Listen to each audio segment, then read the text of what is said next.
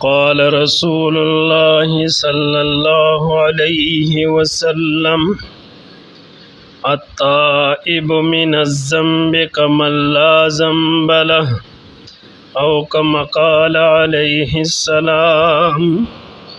جناب محمد رسول اللہ صلی اللہ علیہ وسلم فرماتے ہیں، گناہ سے توبہ کرنے والا اس شخص کی طرح ہے جس نے گناہ کیا ہی نہ ہو۔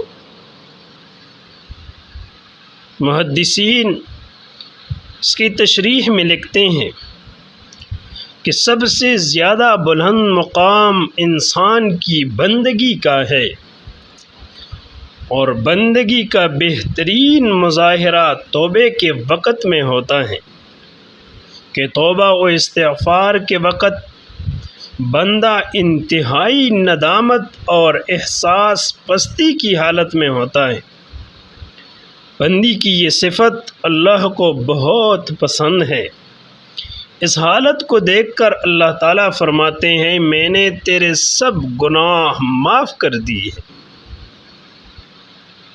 مولا علی قاری رحمۃ اللہ علیہ فرماتے ہیں کہ جب بندہ توبہ کے ذریعے اپنے رب کی طرف رجوع کرتا ہے تو دو شکلوں میں سے ایک ضرور ہوتی ہے۔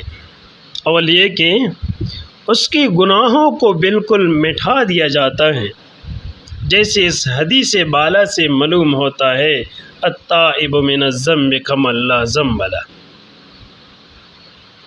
دوم یہ کہ اس کو ثواب ملتا ہے مگر گناہ نہیں مٹایا جاتا، مگر توبہ تو ہر دو حال میں فائدہ دیتی ہے۔ مولانا محمد منظور نعمانی دامت برکاتہم العالیہ اس حدیث کے بارے میں فرماتے ہیں کہ توبہ کرنے سے بندہ اللہ کا محبوب بن جاتا ہے اور اس کے گناہوں کے داغ کو عموماً مٹا دیا جاتا ہے۔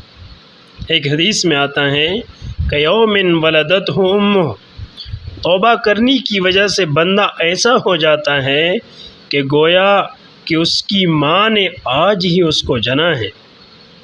ایک اور حدیث میں آتا ہے کہ توبے کے بعد اللہ تعالیٰ بندے کے گناہوں کو بالکل مٹا دیتے، یہاں تک کہ قیامت کے دن اس کے گناہوں پر کوئی گواہی دینے والا نہیں ہوگا۔